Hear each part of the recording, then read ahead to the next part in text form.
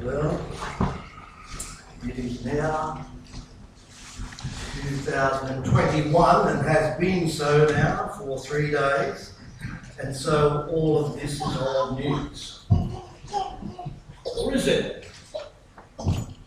I'm excited, and I hope you are too. And the reason why I'm excited isn't because it's 2021. But as I have sat here this morning and listened to various brethren taking part, and listened to the hymns that we've sung and the things that have gone on this morning, I now conclude I don't need to preach the message that I had prepared because it's already been preached. Or do we? Well, the answer is yes, we don't. Here's what I want to say to you. When God does these things, and that's what I believe has happened, when it is that the same sort of thing is brought to your attention over and over, then you need to straighten up and fly right. You need to, what's the expression? Stand up straight and smell of coffee. You need to be attentive because God is saying something. And he might be, I think he is, saying something to you or to me. Be thou my vision, O Lord of my life. Wow. Heart of my own heart, whatever befall, still be my vision and ruler of all. Here we come to the beginning, I suppose, of a new year, 2021. What an incredible idea about remembering a new year.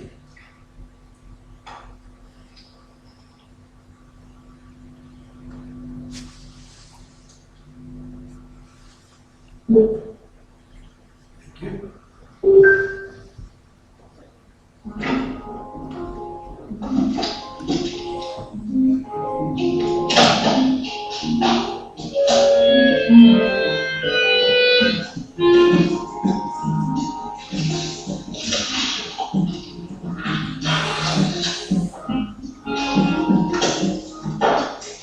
So, what are you doing? Running late for curfew? What are you doing? I'm making a late night sandwich like your grandma doesn't like to eat. Your secret's safe with me. Same. So how was your party? Lame. I don't get what's so special about New Year's. So, what's special about New Year's? Yeah, I mean, you stay up late, everyone says, Happy New Year, and then a ball drops. I'll tell you. I remember a year that you were just born. It was a very difficult year. You may not believe this, but there was no toilet paper to be found anywhere. Gross. That wasn't even the half of it. People couldn't shake hands, they couldn't hug.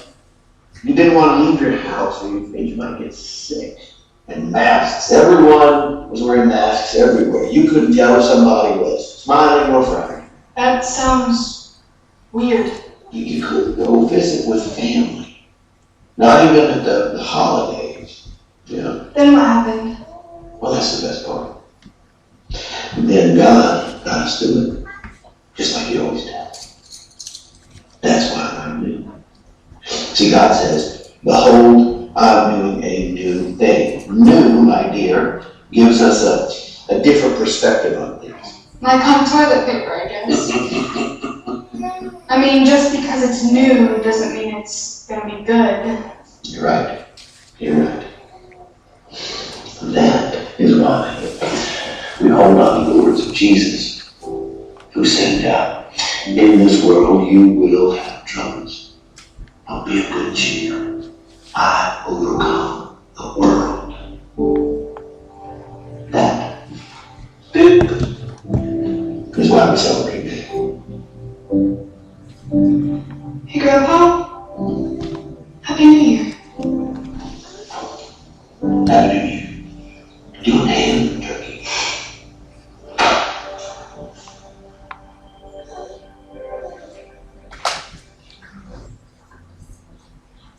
And we want to express Happy New Year to you all. Okay? It's something we do at this time of the year. I gather that you have picked up already that my focus this morning is actually not on the year. My focus is on something else. Don't you think that's working, brother? Okay, I have no way of telling. I have the green light, but maybe the man at the desk might make an adjustment, Jerry. Okay, they say that the volume is not good enough. Okay, maybe. Okay.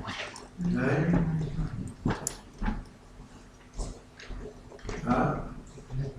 The cable is a problem. He's ordered another one, but it's coming from wherever it's coming from. Okay. And he's now just screwing my head back on. Nice. Yes. No, nothing happened. Shall we just swap it with the other one? Shall we just swap it with that? Let's just get rid of the bad one and get rid of the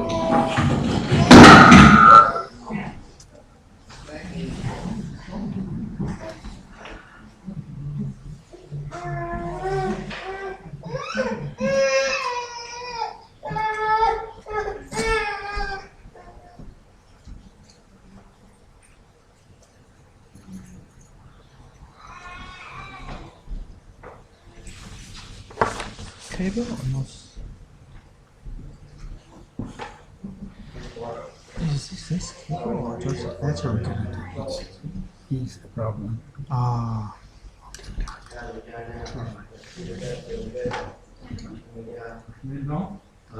just did that, yes. So there was a little lots of echo there now. Lots of echo there now. Better, still lots of echo. Yeah, lots of feedback. Lots of feedback there. Still very well, it's getting a little better. Okay. Praise God. Praise God, we're not sort of dependent on electronics. I reckon. You've noticed by now that my focus isn't on the year, but many do. The focus for us is not on the year, but on what God will do in the year. And I'd like to draw your attention to that comparison as we look at Psalm 65. And we want to read this psalm together because there are some incredible things here. And I want you to notice if there's something here in this psalm that just jumps out at you about a New Year's message. Psalm 65, praise is awaiting you, O God, in Zion, and to you the vow shall be performed. O you who hear prayer, to you all flesh will come. Iniquities prevail against me. As for our transgressions, you will provide atonement for them. Blessed is the man you choose and cause to approach you, that he may dwell in your courts. We shall be satisfied with the goodness of your house, of your holy temple. By awesome deeds in righteousness, you will answer us, O God of our salvation.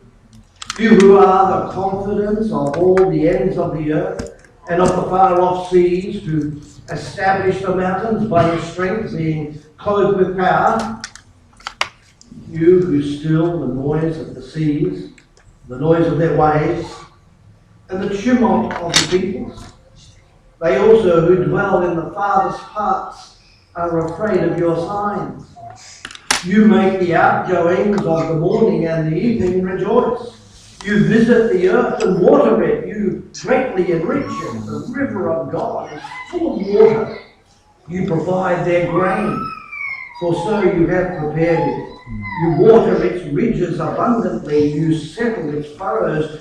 You make it soft with showers. You bless its growth. You crown the year with your goodness, and your paths drip with fat. I know it says abundance, but the old authorized version captures that your paths drip with fat. Okay, so we're going to have some fatness in the new year. Abundance, God says.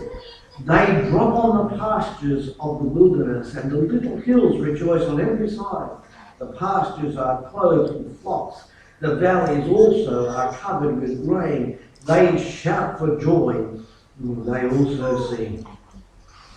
You read this psalm and you go, wow, did you realize this psalm was here? I probably have read it before, but I read it again and went, wow, this is amazing. If ever I have discovered a new year and a New Year's message, this has got to be it. Okay? That you, God, crown the year with your goodness. What do we know about this whole idea of the new year? Well, often we think about the new year as a fresh start. Oh, there's nothing wrong with that. Okay? The difficulty with it is that often it doesn't last very long, and that New Year's excitement soon gets dampened.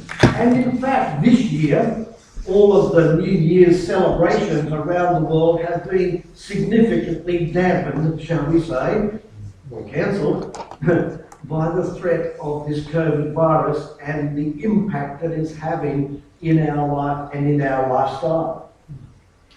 The new year, will it be prosperous? Often that's the question. Often that's something we seek, and we are seeking prosperity perhaps. We want the new year to be better than the old year. The old year, COVID closed my business.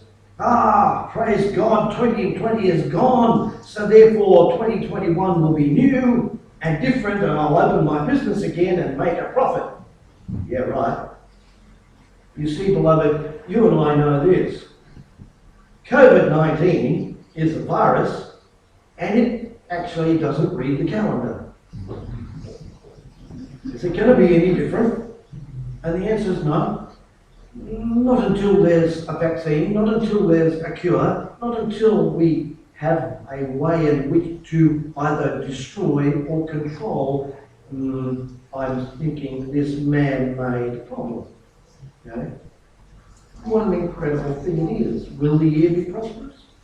I don't know. What storms are likely to befall us? I just happened to go on to the internet and look at a little list of people we lost in 2020. And it goes on and on and on about people who have died, and doesn't include any of us or any of our guests. Okay? Only the so-called rich and famous are on that list. But the rich and famous are on that list of those who died in 2020. Death doesn't seem to be a respecter of persons, does it? It's all part of who we are and in our lifestyle. The storms of life. We heard about the storms this morning. We heard about the Lord Jesus calming the storms. And beloved, what you know and what I know is that Jesus calms the storms of our life as well. I want to tell you, sometimes he calms the storm. And sometimes he just calms me. Because the storm rages on. But as I go through that storm, and by the way, just a side issue, little sort of side thing. Be careful what you pray for. That day there, where Jesus said, come on, let's go to the other side, they weren't listening, nor did they really get it, because if Jesus said, let's go to the other side, they were going to get to the other side and they missed that bit. Okay, so they're all there in the wind of the storm, and they're having a panic, and they're waking Jesus, don't you care, we're going to drown, we're all going to perish, blah, blah, blah. And he stands up and says to the wind, off you go, boy, you've had enough here. And there was a great calm. Where are they now? In the middle of the sea, 8 kilometres, who knows what say in the middle, 4 kilometres still to go, and there's a great calm, great calm. Have you seen it out here? Great calm, completely flat water, absolutely no wind. How are they going to get in? They're going to have to row the rest of the way. Maybe they should have just stood with Jesus and enjoyed the ride. I want to tell you this. Sometimes he calms the storm. Sometimes he just calms me. The reality of the new year, fireworks apparently was invented by the Chinese. And supposedly this is to ward off evil spirits. Must be a lot of weak evil spirits who get scared by fireworks, if that's the truth. New Year's resolutions. The Babylonians were the first that were recorded to make vows to their gods, to appease gods, supposedly. I wonder why the New Year's resolution idea is of little point or purpose to us in today's age. All of these things, the fireworks, the New Year's resolutions, and so on and so forth, they're all an attempt to make an unknown future secure. We want to scare off all the evil spirits so we can have a peaceful life. Okay? We want to make those New Year's resolutions, all those vows to our gods, so-called, so that we will have a peaceful life and a nice, smooth year. We want to do something to be able to get something. Well, let me tell you, attempting to make an unknown future secure, I'm sorry, can't you see the contradiction in terms here? Can you see it? We're trying to make an unknown future secure. The fact that it's unknown means it's not secure. And it's not going to be because it's unknown. Okay, you've got no way of controlling it. Sometimes we have things and express things and go down a pathway of tradition, and we don't really think about the reality of it. You see, the future is always unknown to you and to me. You have no idea what your future will be. In fact, even your immediate future. By the time we're finished here and I've said amen and we say God bless you, God goodbye, and you walk out that door, you have no idea what is going to happen. I used to say in evangelical meetings, especially the young people, you challenging them with the gospel and with their need to accept the Lord now and to be accountable to God now, because now is the accepted time. Behold, now is the day of salvation. And to you as well.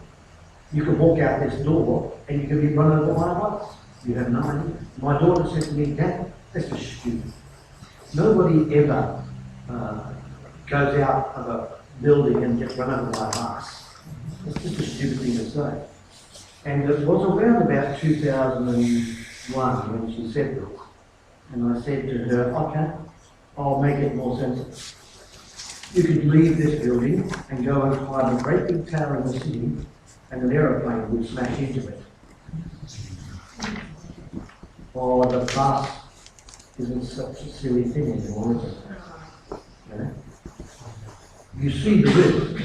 The future is always insecure. So why would you put your trust in New Year's resolutions or in the new year or in what might happen? Very often all of this happens and my response is, and maybe your response is too, I'm just tired. I just want to give up. Okay? It's all too hard. And this is often a reaction that we have, not just at New Year, but in all sorts of things. When disasters happen, when tragedy occurs, we get very weary of it and very weary of the circumstances, and we just want it to stop. We just want to give up. I want you to consider him. Psalm 65 and verse 11, we read that God will crown the year with his goodness. Now I need you to understand this. What do you think is the key word in this sentence? Come on now, respond to me. What's the key word in this sentence? Will. God? Jack? Zach? I said will. Will. I wanted to get some others, but they got on the wheel really quick. You see, God will crown the year. Yeah, that's good. God will crown the year with His goodness. Yeah, that's good. No, beloved. God will crown the year with His goodness. Now, it doesn't matter what happens in 2021. It doesn't matter how good it is. It doesn't matter whether we're prosperous. It doesn't matter whether there's disasters or whatever. It doesn't matter whether COVID reigns in 2021.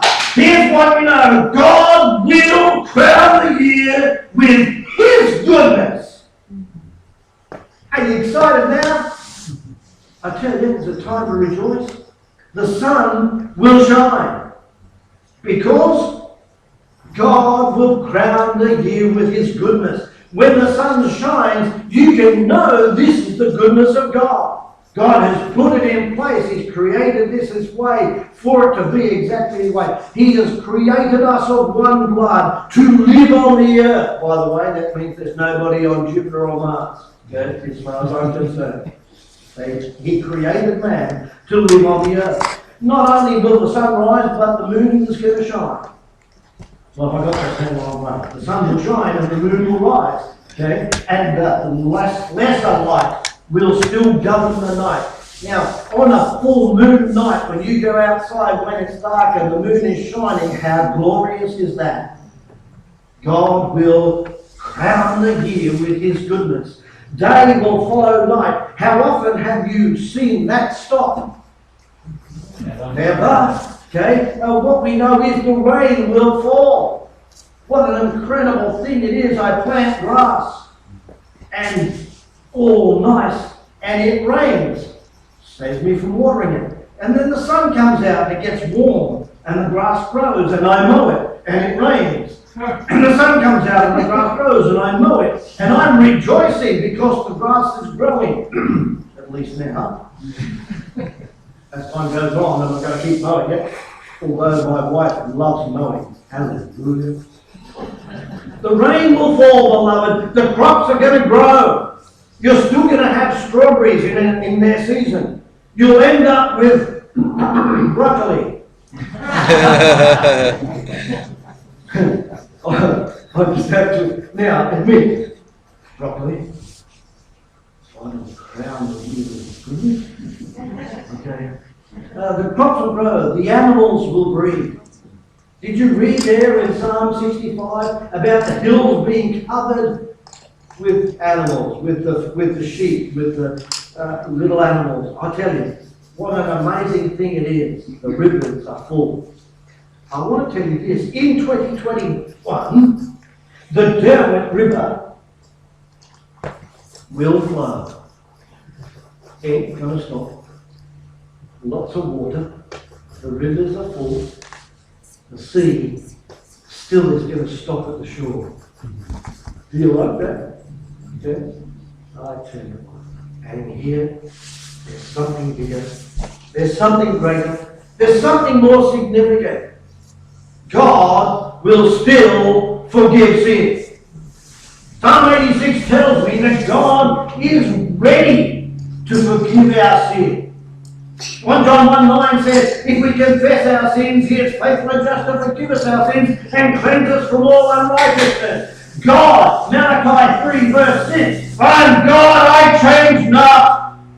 And although the year changes, although our attitude might change, although our experiences might change, we might experience disaster, people might die, loved ones we might lose. I want to tell you this, God does not change and He still will forgive sin. We need to rejoice. God, in 2021, will crown the year with His goodness. There's your focus. There's your New Year's prayer. 2021, oh, I pray. My prayer for you, our prayer together, ought to be that we will consider Him. Hebrews chapter 12 and verse 3. Consider Him who suffered such contradiction of sinners against himself, lest ye be wearied and faint in your minds. Now, isn't this the key? Isn't this the attitude? How often do you, oh, it's all too tough, I want to give up? How often do you wander away and get cold, perhaps, in your faith? I want to tell you, how often do you go, it doesn't really matter anymore, and your focus goes off the Lord onto the circumstances of your life. Oh, beloved, my prayer is that you will have this focus in 2021. Last year we said, open my eyes that I might see wondrous things from your word, from your law. Open my eyes. This year I'm saying to you, I want you to pray. I want you to consider him. I want your focus not to be the year. I want your focus not to be the circumstances. I don't want you to focus on your loss. I don't want you to focus on the tragedy. I don't want you to be focusing upon the circumstances of life. I want your focus to be on him. Are you starting to get the inference of what the Spirit of God is doing for us today when Michael starts the meeting exactly with that thought? The focus on him. Consider him, lest you be weary and faint in your minds. Now what I've done is I've just abbreviated the verse a little bit, but in there it says, consider him who suffered such contradiction of sinners against himself. You need to consider your circumstances in the light of Jesus and what he did. Because verse 4 goes on to say, you have not yet suffered under blood. By the way, in all of the tragedies that you are and may experience, you have not yet been crucified. So put it into perspective, shall we? Consider him. Say it with me. Consider him. All together. 1, 2. Consider him, lest ye be wearied and faint in your mind. Say it again. Consider him, lest ye be wearied and faint in your mind. Say it again. Consider him, lest ye be wearied and faint in your mind. Now, of course, there are two aspects here, isn't there? There's the weariness. There's being weary. Galatians chapter 6 and verse 9 exhorts us that we ought not to grow weary, especially in well-doing, in serving one another. And Isaiah 40 and 31, our verse you will know quite well. Those who trust God will not grow weary. Those who wait upon the Lord will renew their strength. They will mount up on wings like eagles. They shall run and not be weary. They shall walk and not faint. The whole context here is the weariness of life. We will be able to put in perspective if we consider him, lest we be wearied and faint in our minds. John 16 and verse 33. We saw on the video, in the world you will have tribulation. People will die. Your bank account will go down. You may suffer loss. There will be tragedy.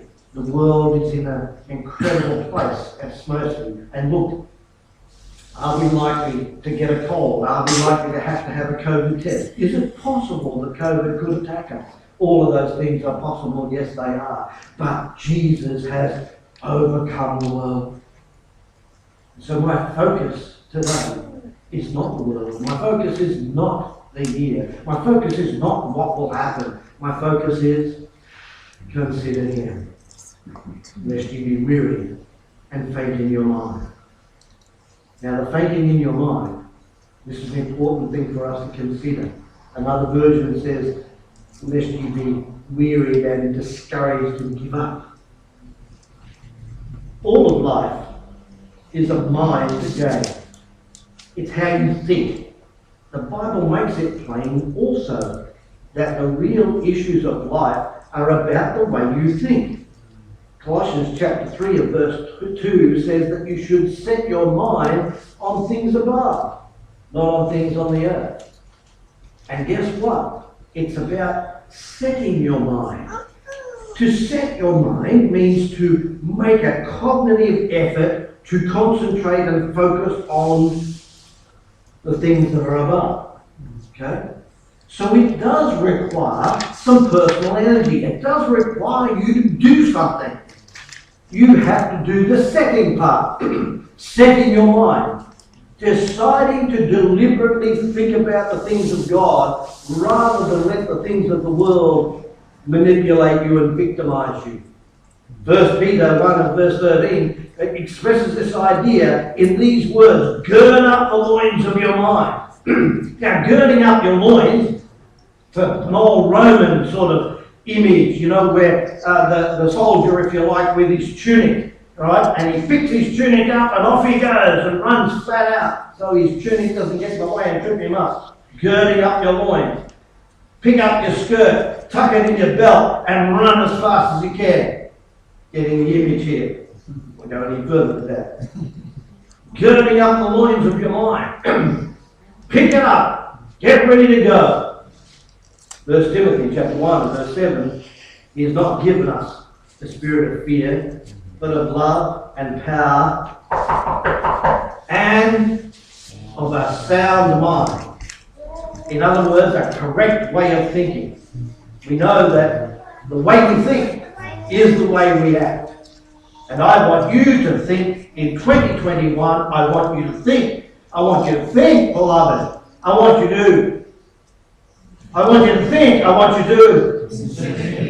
you to consider Him, lest you be wearied and faint in your mind. The focus is not the year, the focus is Him. Got it? As we go into 2021 and all of our circumstances every day, that your focus will be on Jesus. That you will consider Him, lest you be wearied and faint in your mind. By the way, you want to just take this and just turn it a bit?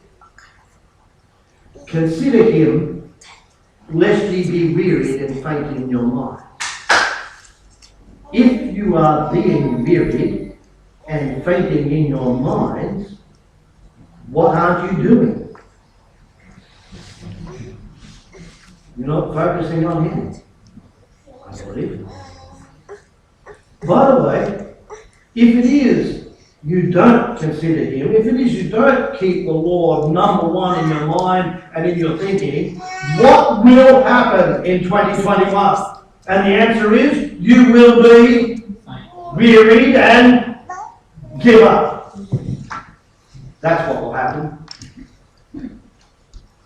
Consider Him, lest you be weary and faint in your mind. Remember this, God has already crowned the year with His goodness. Think about this, consider Him, and don't miss God's goodness in 2021. The focus isn't on the year. The focus is actually on the Lord.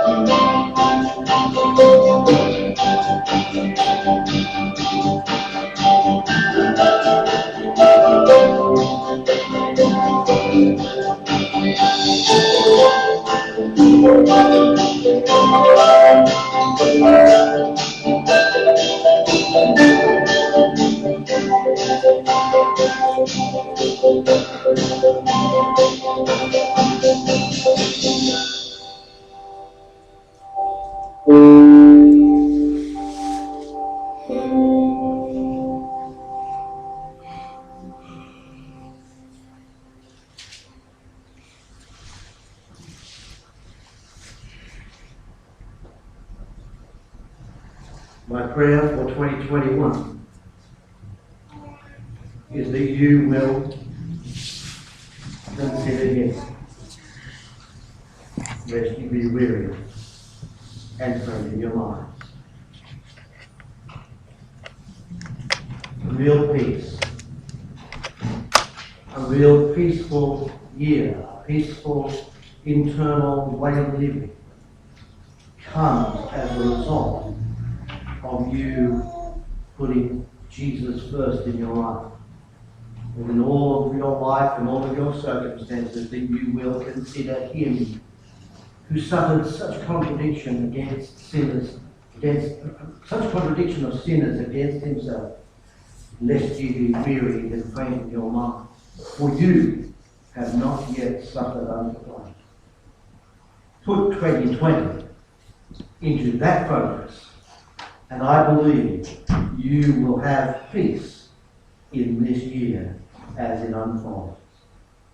Consider him, lest you be weary and faint in your mind. Simply trusting every day, trusting through a stormy way, even when my faith is small, trusting Jesus, that's all.